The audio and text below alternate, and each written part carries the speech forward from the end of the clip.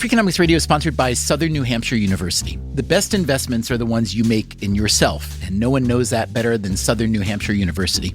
With more than 200 online degree programs, no set class times, and low online tuition, Southern New Hampshire University is built to fit your life today and set you up for success tomorrow.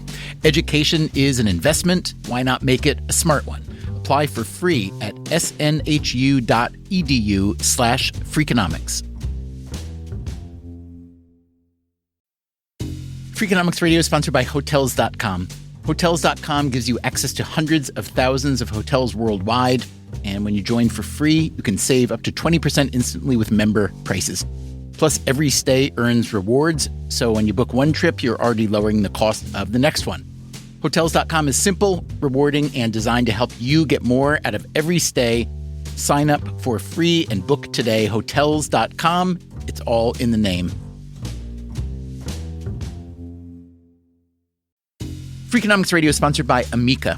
You know what they say, if you want to go fast, go alone. If you want to go far, go together. So go with Amica and get coverage from a mutual insurer that's built for their customers, one that looks after what's important to you together.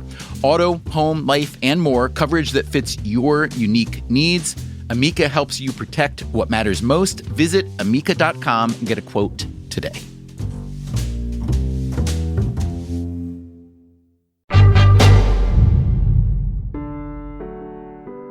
Hey there, it's Stephen Dubner. We are taking a little summer break. Maybe you are too. So we wanted to play you a series from the recent archives, one of our very favorites. This comes from 2023, and the series was called Everything You Never Knew About Whaling.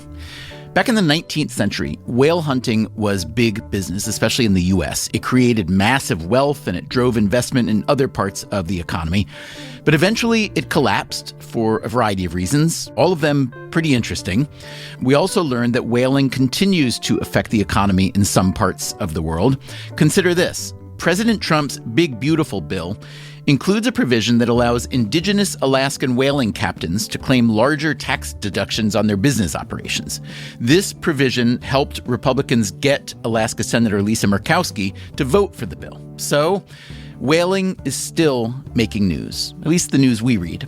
This series was a lot of fun to make, and I hope you enjoy listening to it. We have updated facts and figures as necessary. What drives you to do what you do, Paul? I don't want to live in a world without whales. Paul Watson is an environmental activist. You may remember him from a TV show called Whale Wars, where he and his crew confronted Japanese whale hunting ships in Antarctica. Warning, warning, warning. Quit poaching whales and go back to Japan. Watson calls himself an eco-warrior. Other people have different names for him. A judge on the Ninth Circuit Court of Appeals called him a pirate. I'm actually quite proud of the fact that I'm officially a pirate. Others call him an eco-terrorist. In 1985, I went to Reykjavik with my ship and I said, look, the law is going to come into effect here in 86, and I'm warning you, if you continue to kill whales, then we're going to come here and we're going to sink your ships. So they continued to kill whales, and then on November of 86, we sank half the fleet in Reykjavik Harbor. How did you do that? Went into the engine room in the middle of the night and opened up the saltwater cooling systems, flooded the engine rooms, and they sank dockside. There was nobody on board. Not everyone approves of Watson's tactics, not even all his fellow environmentalists. Well, in 1971, I was a co-founder of Greenpeace. I left Greenpeace in 77 and established the Sea Shepherd Conservation Society. Greenpeace, by the way, disputes that Watson was a founder. His departure, however, is not disputed. He was kicked off the board by a vote of 11-1. Then came his Sea Shepherd organization, which lasted for several decades. But I was forced out by a hostile takeover of that society, and they took my assets, my ships, and everything. So he just started a new group. It's called the Captain Paul Watson Foundation, and he's got a new ship. We're going to be doing our first campaign this summer. What is that campaign? To stop the killing of endangered fin whales in the waters between Iceland and Greenland. It's illegal to kill them, and we want to stop them. Watson's latest campaign ended abruptly when he was arrested in Greenland by Danish authorities on an arrest warrant from Japan. The Danish courts rejected a Japanese request to extradite Watson, and he was released after 5 months. Here's what he said in a statement. "My arrest has focused international attention on Japan's continuing illegal whaling operations, so in fact these 5 months have been an extension of the campaign." You may be surprised to hear that there is still whale hunting going on. When people go out on boats these days in search of whales, they're usually just whale watching. Public sentiment today is extremely pro-whale and has been since the Save the Whales movement, launched by Greenpeace, by the way, began in the 1970s. On the other hand, for centuries, people all over the world did hunt whales, and in some places, the U.S. in particular, the whaling industry was a central part of the economy and of life to a degree that is hard to fathom today. In a way, the story of the whale is the story of our economic history, and it's a complicated history. Well, these are majestic creatures, but as long as our economic welfare depended on whales, no one seemed to take that attitude. Today on Freakonomics Radio, the beginning of a special series you didn't ask for, but deep down, you know you wanted. We will take what whalers used to call a Nantucket sleigh ride, starting in the 19th century. It was an extremely lucrative and important industry. It was also a particularly dynamic industry. This was early capitalism unleashed on the high seas. The whale itself became central to our art and culture. Part of what makes Moby Dick funny is that there's a hatred for a specific animal. So we will chase our white whale from New England to Japan to Norway. We are eating and slaughtering all sorts of animals, and the whales are no more than an animal. We'll hear about a clash between two sides of the environmental movement. It's definitely a concern that we've had all these whales being found floating dead. We will hear from economists who have analyzed the whaling labor force for insights into today's labor force. As the crew becomes more diverse, the conflicts increase. And yes, we will hear those words you've been waiting for. There she blows!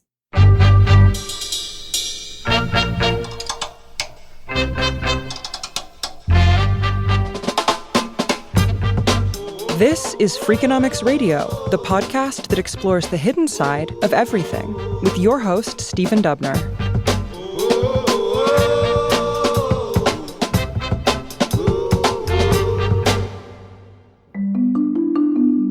It's interesting to me how invisible America's whaling past is today. There is one place in America where the whaling past is less invisible. Yes, my name is Nathaniel Philbrick. I am a writer and historian on Nantucket Island. Nantucket lies about 30 miles off the coast of Cape Cod in Massachusetts. It's a pretty small island, barely 100 square miles, and accessible only by boat or plane. The year-round population is only 10,000. It swells to 60,000 during the summer. Philbrick moved there with his family in 1986. And I inevitably became fascinated with the island's history and began to research it. And what did he learn? The whaling industry on Nantucket was everything. They really didn't have anything else going on. Philbrick has written several well-regarded books of maritime history. The one most relevant to our discussion today is called In the Heart of the Sea, The Tragedy of the Whale Ship Essex. The Essex was the real-life inspiration for Moby Dick by Herman Melville, the whale of all whaling books. Don't worry, we will hear much more about Moby Dick later in this series. Philbrick's book draws a picture of Nantucket as the undisputed capital of America's early whaling industry. You have to remember, this was before petroleum. Whaling was big business. It was the first vertically integrated economic system in America. And it had been high profile since pre-revolutionary days. The British statesman Edmund Burke had pronounced before Parliament that these people on Nantucket epitomized what the colonies were all about, that no one could compare to their economic wherewithal, their energy, and their inventiveness. Nantucketers were, as Melville says, Quakers with a vengeance. The American whaling industry at its peak in the mid-1800s included over 600 ships, more than any other country. It killed thousands of whales a year and produced hundreds of millions of dollars a year in today's dollars. The streets of Europe were lit with Nantucket whale oil. It was lubricating the machines of the emerging industrial age. It was really at the center of this global economy. Ralph Waldo Emerson would visit Nantucket during one of his lecture tours and would record in his diary, "Nation of Nantucket makes its own war and peace." People really did look to the island as its own kind of exemplar nation within a nation. Okay, so how did this little island become the capital of whaling? Well, the first English settlers who arrived on Nantucket in 1659 came here not to whale, not even to fish. They came here to be sheep herders because Nantucket was an island without wolves. And so they brought with them sheep. But Nantucket wasn't great for raising sheep since there wasn't enough river power to run the mills to process wool. So the Nantucketers turned to fishing.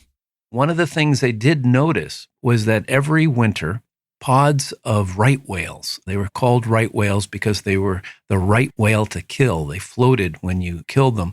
These pods of right whales would appear along the south shore. And the native Wampanoag, for years, had harvested the dead whales that had washed up on shore and gotten the oil from that blubber. The Nantucketers began to commercialize whale hunting, often at the expense of the native Wampanoag. One of the reasons why whaling took off on Nantucket was that the Nantucketers had from the beginning a source of cheap labor. They employed the Wampanoag and had this system of debt servitude by which if Wampanoag got into trouble with the law or something like that, their penalty would be in years in the whale fishery. Most of the whale hunting at the time happened close to shore. The longest a ship might stay out at sea was a few days. But the Nantucketers began to deplete the local whale supply. And then, in the early 1700s, a whale boat was blown out to sea in a storm. And they were well off the island when they saw a whale with a different kind of spout, a spout that went forward rather than straight up. This was the sperm whale.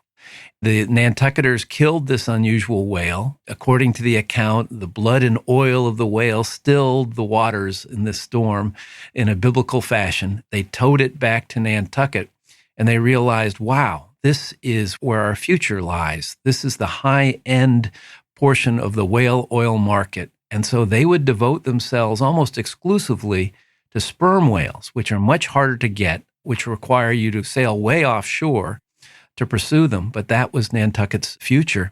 This future required bigger and faster ships, more advanced tools and technologies, including a more efficient way to process the whale oil. A whale ship was a floating factory.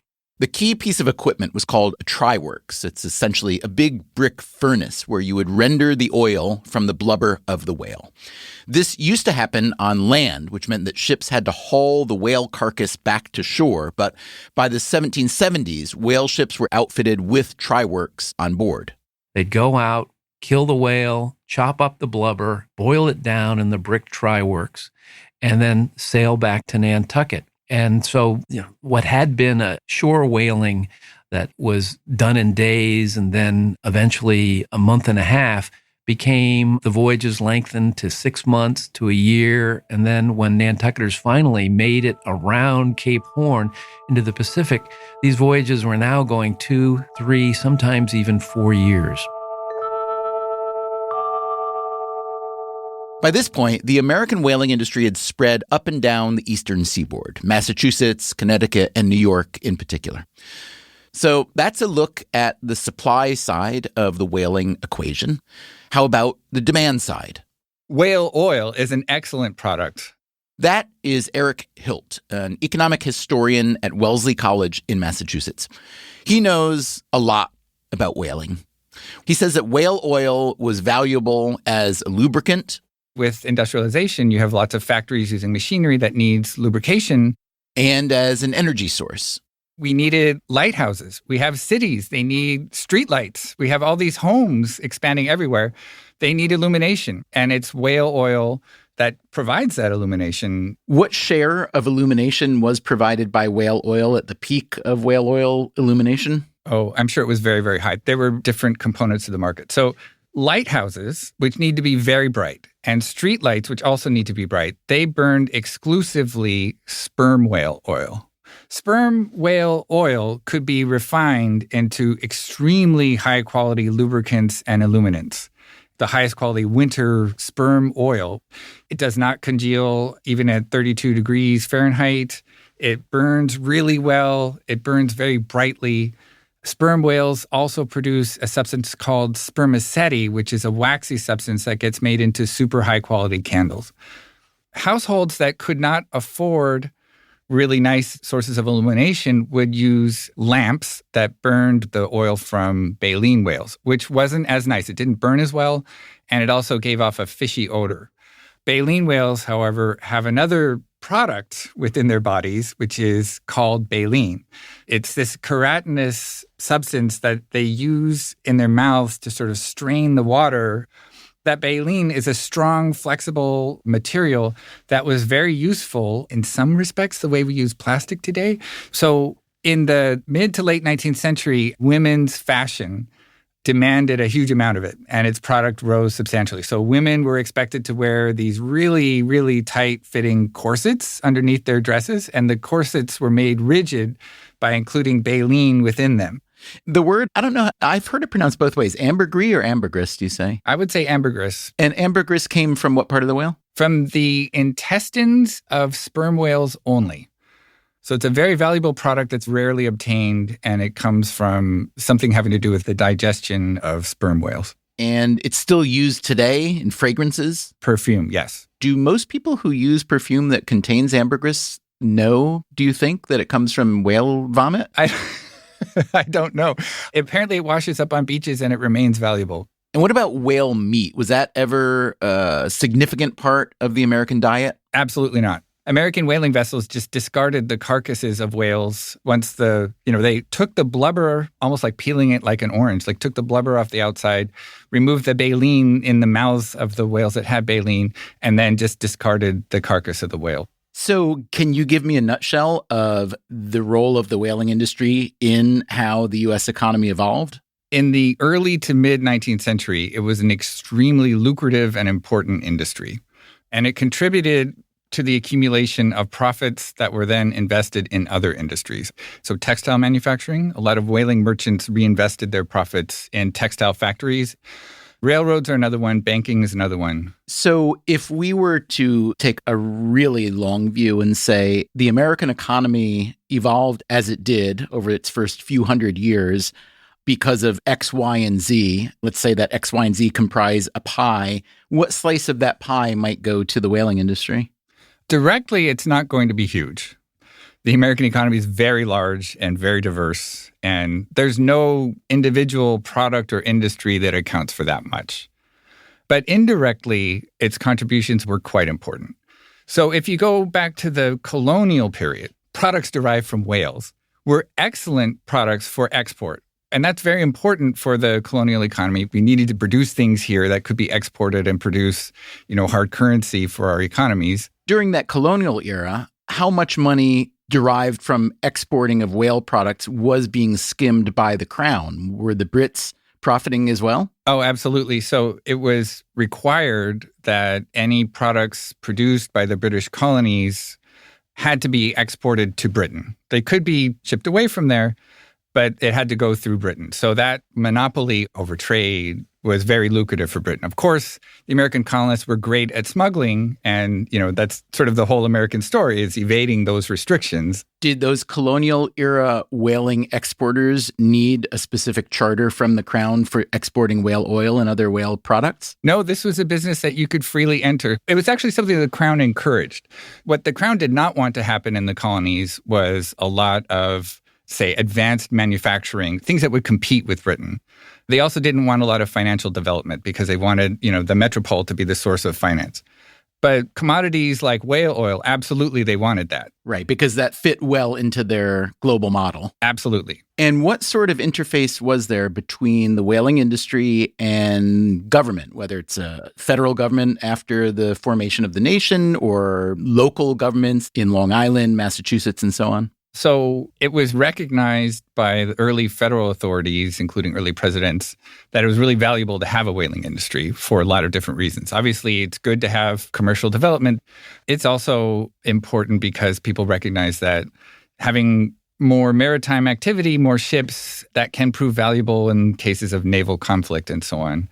In cases where we're in, naval conflicts with other countries, like the quasi-war with France, it was important to have the Navy protecting our vessels and so on. So that's really where the federal government comes in. Were whaling ships ever press-ganged into military service? Yes. Yes. Actually, if you wouldn't mind, I'll advance forward.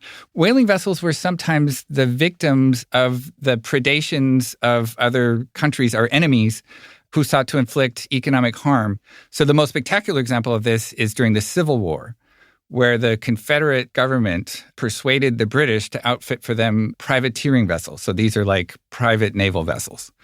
And they went into the oceans in pursuit of any American shipping, but they knew that whaling vessels were a particularly lucrative target. So the Confederate ship Shenandoah went up into the Arctic Ocean knowing that there were whaling vessels there and captured a whole bunch of them. And I think burned most of them. Wow. So the point was not to capture the sailors, but to inflict economic harm to make the war painful for the United States. So I'd like to read you a short passage from the book Leviathan, The History of Whaling in America by Eric J. Dolan. Of all the nations that have hunted whales, none has a more fascinating whaling history than does the U.S. From the moment the Pilgrims landed until the early 20th century, whaling was a powerful force in the evolution of the country. Much of America's culture, economy, and in fact its spirit were literally and figuratively rendered from the bodies of whales. What do you think of that, Eric? Is that an overstatement, an understatement, or maybe just about right? I think it's basically right. There's a broad cultural significance to whaling in our 19th century history that cannot be understated. And it's also part of the reason why, whaling was an attractive industry for young men looking for opportunities, because it offered something that I can't think of any modern parallel today, which is the possibility of adventure, seeing parts of the world that you and I will absolutely never see. Parts of the South Pacific, perhaps the Arctic Ocean, the Indian Ocean. And that had a great significance and allure. Coming up after the break, how exactly did the scrappy little American whaling industry come to dominate the sector? And how did Nantucket lose its edge? It was an event in their history they were not particularly proud of. I'm Stephen Dubner. This is Freakonomics Radio. We'll be right back.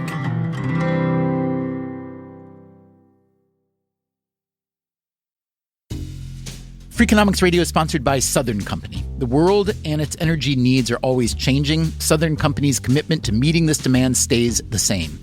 That's because Southern Company believes energy is more than a utility, it's what powers possibilities. So they are looking ahead and investing $80 billion in infrastructure upgrades and are committed to fueling growth in ways that benefit all customers so that reliable and affordable energy is accessible for generations to come. Go to southerncompany.com to learn more. Southern Company, building the future of energy.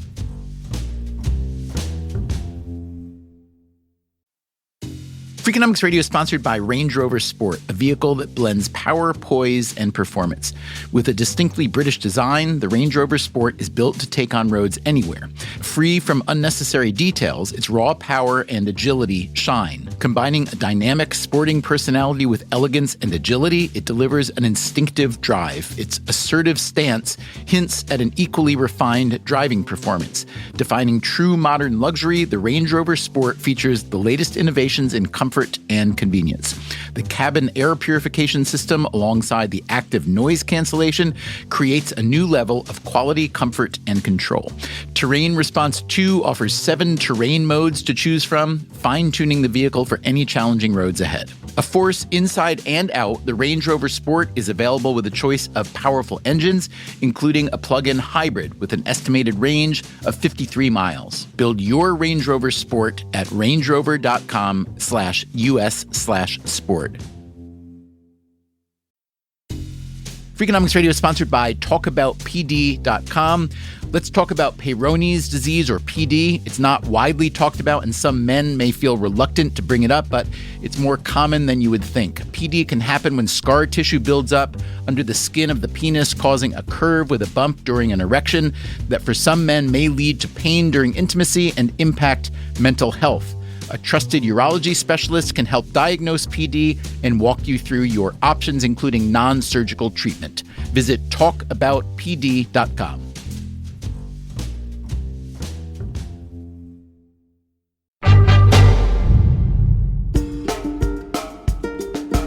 Okay. A quick recap. The American whaling industry was a behemoth, and in its early years, it was centered around a small island off the coast of Massachusetts.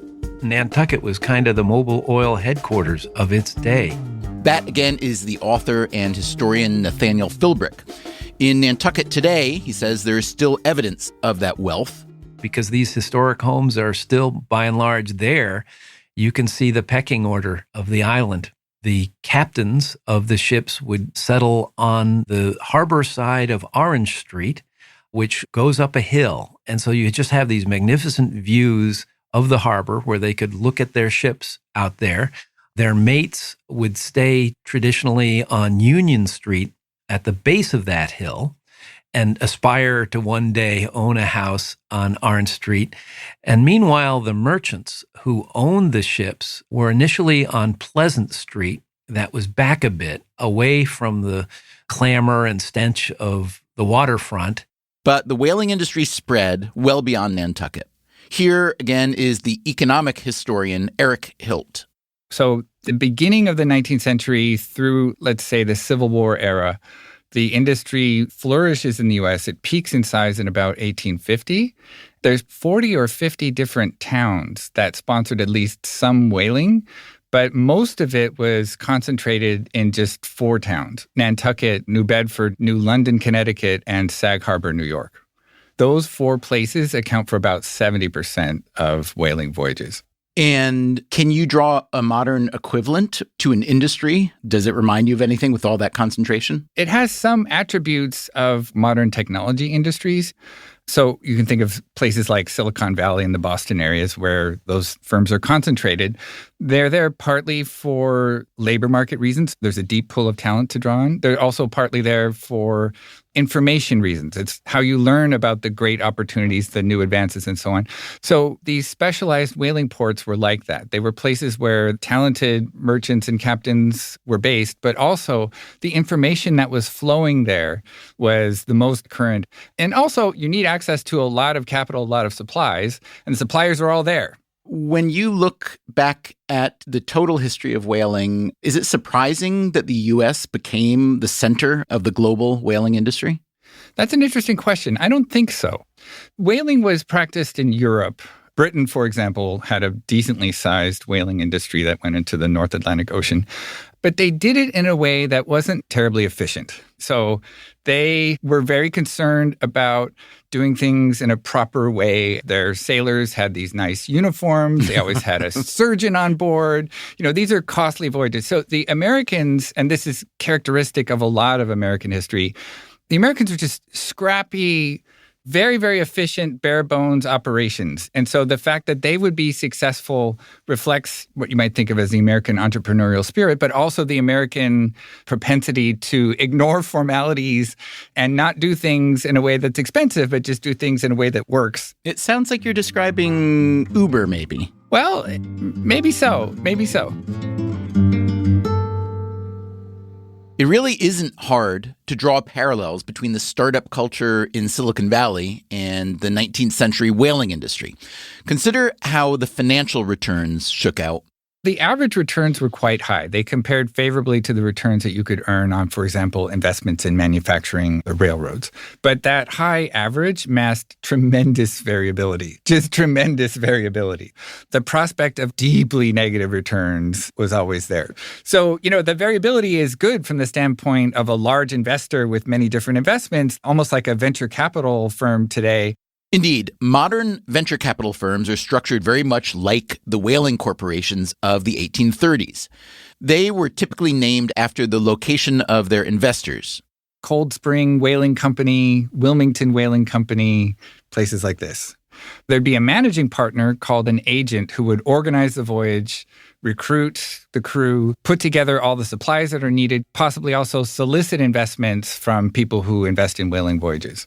In order to modulate risk, these investor groups pooled resources and they spread their bets across a portfolio of whaling voyages. They would invest based on factors like skill of the captain, condition of the boat, and the availability of labor. It's all about these really, really excellent voyages with super high returns that offset the gigantic losses that were sometimes suffered. When there was a voyage that failed miserably, what exactly did that failure look like? Was the ship lost at sea? Did they just not find whales? Was there a mutiny and they hung the captain and killed each other? Not finding whales and not successfully pursuing the whales that were found was probably the leading cause of negative returns. Lost vessels are another one. Now, the vessel itself could be insured. And there were really good markets for insurance for these voyages. Deaths at sea were not uncommon. The process of rendering oil from the whale blubber, of raising and lowering casks of oil from below deck to above deck, these huge, very, very heavy things being suspended above the sailors. In heavy weather, as they would say, that's just very, very dangerous, and many people lost their lives. Also, especially in pursuit of sperm whales, these are aggressive, intelligent animals who would sometimes turn on the whale boats, those small 20-foot craft, and, hit it with their tail, sending everyone flying, or in other cases, someone gets their arm tied in the line that connects the whale to the harpoon and drowns. So lots of loss of life. It's a little bit difficult to quantify the rate at which that occurred, but it wasn't super low. And it wasn't just the deaths of individuals. Entire ships were often lost at sea. In the 1990s, a team of economic historians found that of the nearly 800 boats that set sail from New Bedford, Mass. Over the 18th century, more than a third sank or were otherwise ruined. The most famous whale ship disaster was the Essex. Just about every kid in America was learning the story of this ship that was rammed by a whale, and Melville would use for the climax of Moby Dick. That, again, is Nathaniel Philbrick. For my money, Moby Dick is America's Bible. It contained everything that makes us Americans, the diversity, the brutality, the spirituality, its delivery. It's basically a Shakespearean poem about whaling. It is just one of the great books of all time. For me, it's something I take up continually. I've read it at least 12 times. It became the novel that led me to the reality, the history of Nantucket. The ship in Moby Dick isn't called the Essex, it's called the Pequod. It leaves Nantucket under the guidance of one Captain Ahab, who is, let's say, fully committed to hunting down and killing Moby Dick, the white whale that maimed him on an earlier voyage. Several hundred pages after the Nantucket departure, the Pequod finds a whale, which, spoiler alert here, sinks the ship and kills nearly everyone on board other than the narrator, the one who in the book's first line instructs us to call him Ishmael. Where Moby Dick ends is really where the real-life story of the Essex begins. Philbrick, remember, wrote a nonfiction book about the Essex tragedy called In the Heart of the Sea. In 1820, the Essex was hunting for whales in the southern Pacific Ocean when it was attacked by a large sperm whale. Like the Pequod, the Essex sank, but unlike the story in Moby Dick, all 20 of the Essex's crew survived their encounter with the whale, and they drifted some 4,000 miles in small whaleboats with scarce supplies. The men were reduced to survival cannibalism, and those survivors were just a handful. Only 8 of the men were rescued alive after more than 90 days at sea. and those survivors were found clutching the bones of their dead shipmates. This was a story that was news in America and became a real historical, cultural part of America. It was said that you were not allowed to talk about the Essex on Nantucket because it was an event in their history they were not particularly proud of. This is not something for the Chamber of Commerce brochure. By the time Moby Dick was published in 1851, Nantucket was no longer the world's leading whaling port. That baton had been passed to New Bedford. New Bedford lies on the Massachusetts mainland. It had been founded by Nantucketers. By the 1850s, it was the wealthiest city per capita in the United States. How did Nantucket lose its lead? Nantucket in the early 1840s was extraordinarily prosperous, but it had a problem. The harbor was too shallow for these large ships that had developed. And so a lot of the whaling trade was going to the mainland, specifically New Bedford.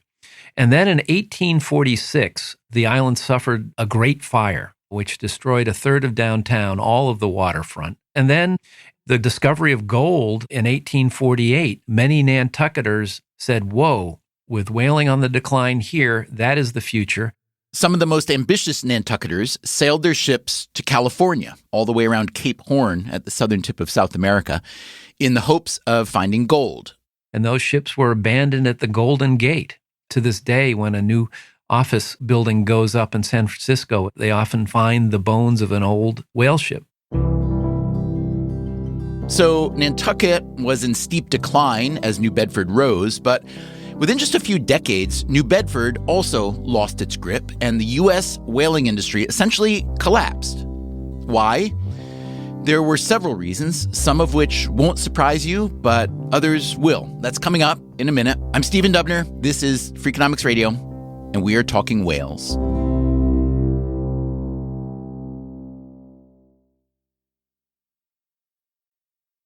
Freakonomics Radio is sponsored by Figure. Did you know that 40% of homeowners own their home outright? If that's you, don't let your equity sit idle. Tap it with a home equity line of credit. Figure, the #1 non-bank HELOC lender in the U.S., helps tap equity you've built in your home so you can do things like tackle a renovation or pay down debt.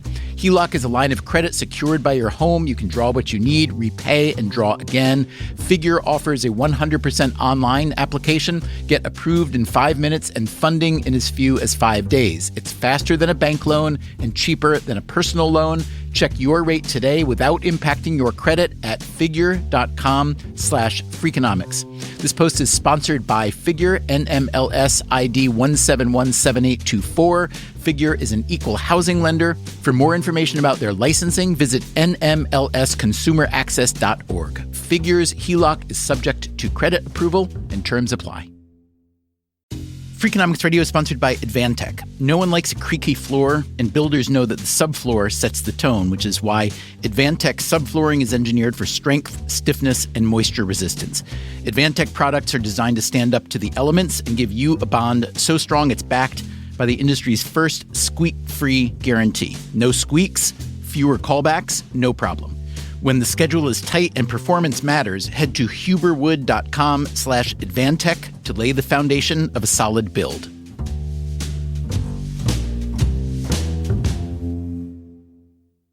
Freakonomics Radio is sponsored by LinkedIn Ads. Ever invested in something that didn't live up to the hype? Marketers know that feeling. They optimize for the numbers that look great, like impressions, but then they don't see revenue.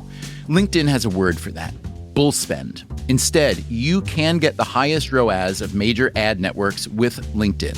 Cut the bull spend, advertise on LinkedIn. Spend $250 and get a $250 credit. Go to linkedin.com/Freakonomics. Terms apply.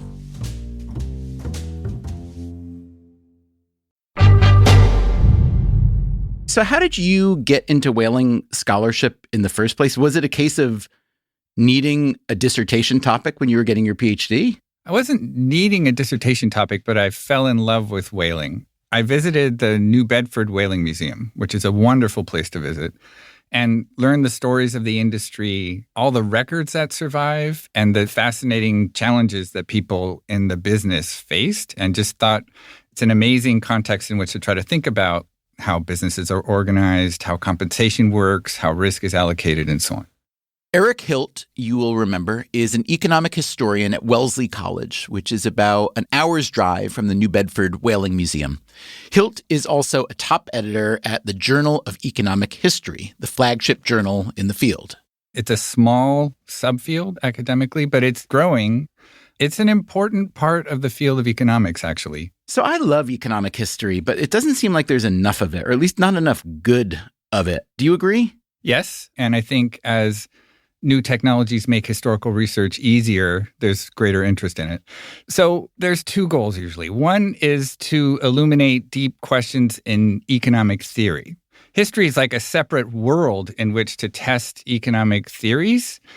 Another part of it, though, is just to understand how the economy evolved. What are the forces responsible for the growth of, in this case, the American economy? What worked and what didn't? What are the deep institutional factors? How did technology play a role? Okay, what would you say were the key differences between investing in maybe a factory that's going to manufacture textiles versus being one of the investment groups you told us about earlier that are funding these whaling expeditions? The most important difference is that the investments in the whaling ship are much more concentrated. So lots of textile businesses would incorporate and sell shares to investors and maybe have hundreds of owners.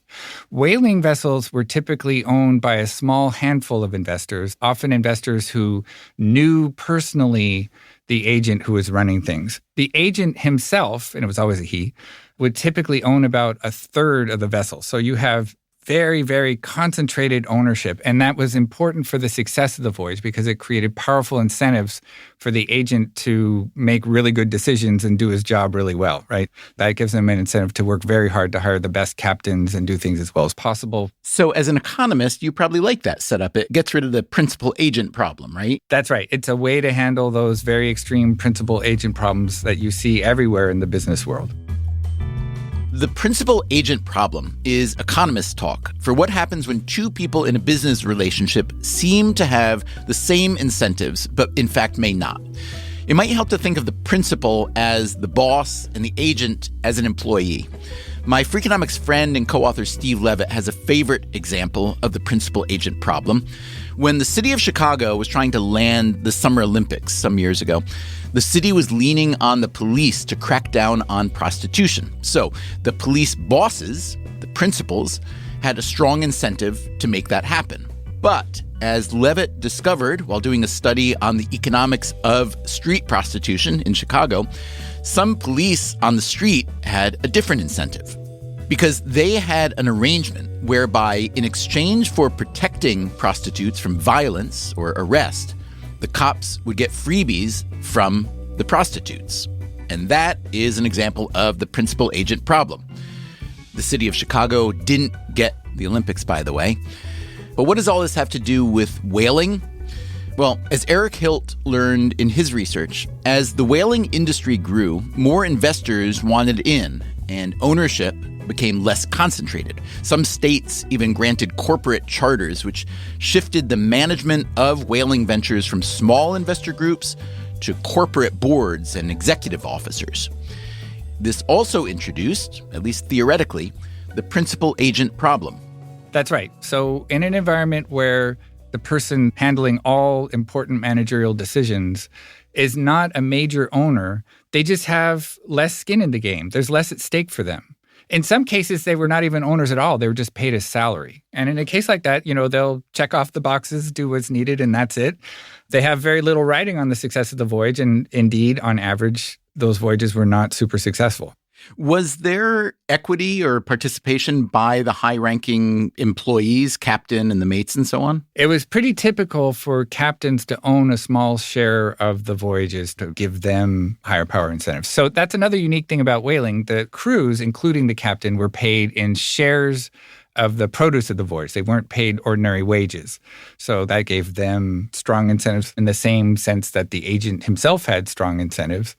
But it also meant that the crew members were bearing a lot of risk. And if the voyage didn't turn out very well, they wouldn't be paid very much. Can you think of a modern parallel in which there's one industry or one pursuit, whaling, right? Going on a ship and getting whales, that it's done in these two different managerial ways. One is sort of a corporate model, the other more of a partnership model. Is there a modern version of that? Okay, investment banking. Yeah. So investment banks were typically organized as partnerships.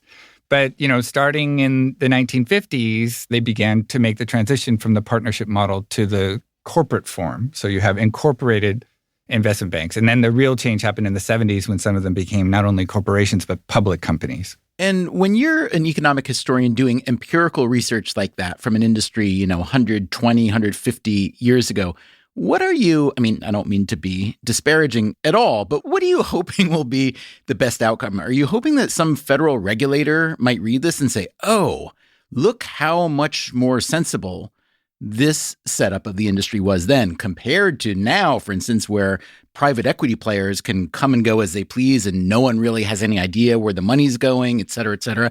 What are you hoping for? Well, so not that. There's no chance of that.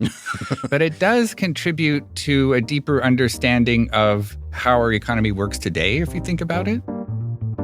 The American whaling industry had been a dynamo from pre-revolutionary days up through the mid-19th century. But now it began to crumble. Did the new corporate structure of whaling firms hasten the end? Perhaps a bit. But mainly, it was done in by the same thing that destroys nearly every industry over time: competition. So it becomes possible to make cheap substitutes for whale oil products. Coal gas became a substitute for the use of sperm oil in illumination in cities, for streetlights especially.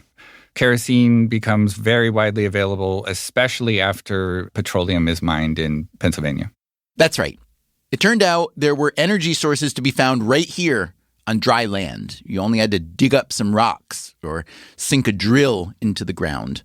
No need for the whole ship voyage, the danger, all that Moby Dick stuff that can happen at sea. Some of these new jobs were also dangerous, but they were plentiful and they paid well.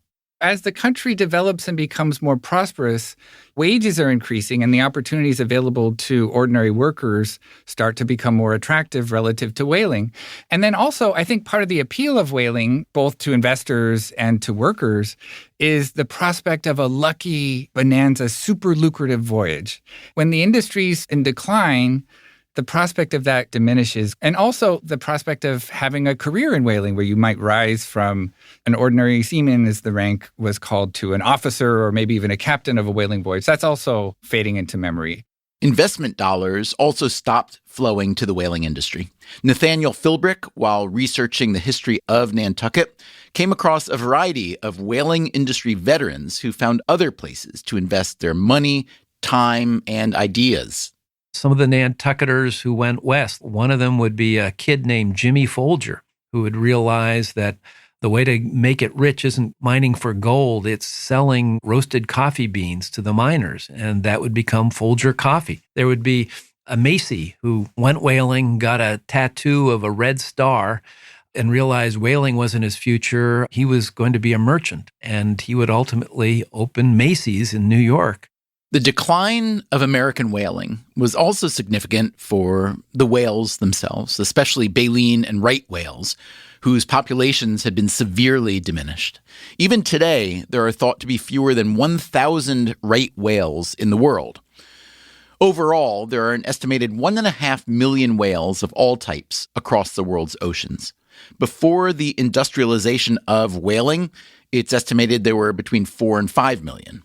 And on Nantucket, there is a lot of residual guilt about the fact that here we have all these knickknacks with whales on them, which, we all treasure in one way or another. But back in the day, they were what every Nantucket boy longed to throw a harpoon at when he became of age. I think the damage to whale populations has contributed to growing environmental consciousness. And that, again, is Eric Hilt. But the greatest damage was not actually done by the 19th century American whaling industry. Wait, what? The greatest damage wasn't done by the massive American whaling industry we've been talking about? The damage was done by the modern whaling industry. So the modern whaling industry killed probably 4 or 5 times as many whales as the 19th century Americans. They're using much more efficient methods, and they hunted whale populations close to extinction. That's right. When the Americans got out of whaling, in large part because there were better job opportunities, there was another country just starting to up its whale game. It begins in the late 19th century. It's dominated by Norwegians. Coming up next time on the show, how modern whalers used new technologies to take on new species of prey, including the big ones. The blue whale is the largest animal ever to live on Earth, can be like 100 feet long. When the whales were killed, they pumped them full of air so that they could float. And how after World War II, the U.S. encouraged the Japanese to expand their whaling industry. Whale hunt will help alleviate Japan's food shortage and ultimately save over $20 billion for American taxpayers. That's next time on the show. Until then, take care of yourself and, if you can, someone else too. Freakonomics Radio is produced by Stitcher and Renbud Radio. You can find our entire archive on any podcast app, also at Freakonomics.com, where we publish transcripts and show notes. This episode was produced by Zach Lipinski. It was mixed by Greg Rippin and Eleanor Osborne, with help from Jeremy Johnston. The Freakonomics Radio Network staff also includes Alina Coleman, Augusta Chapman, Dalvin Abawaji, Ellen Frankman, Elsa Hernandez, Gabriel Roth, Morgan Levy, Jasmine Klinger, Sarah Lilly, and Teo Jacobs. Our theme song is Mr. Fortune by the Hitchhikers, and our composer is Luis Guerra. As always, thank you for listening. It's hard to sit still. I understand. Whaling is exciting. I'm on the edge of my seat here. The Freakonomics Radio Network, the hidden side of everything. Stitcher.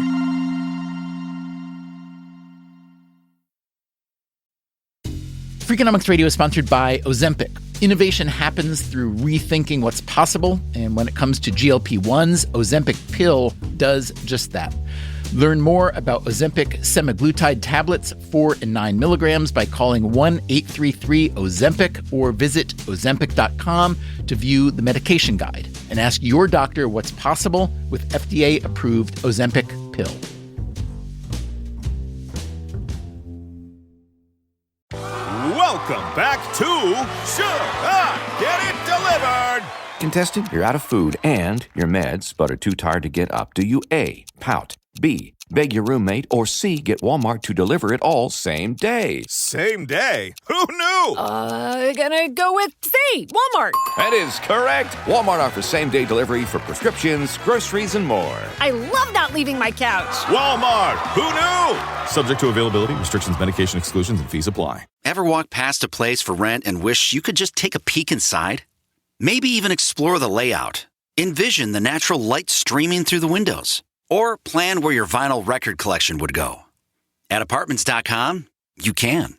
With tools like their 3D virtual tours, you can see the exact unit you could be living in. Really envision yourself in your new home with Apartments.com, the place to find a place.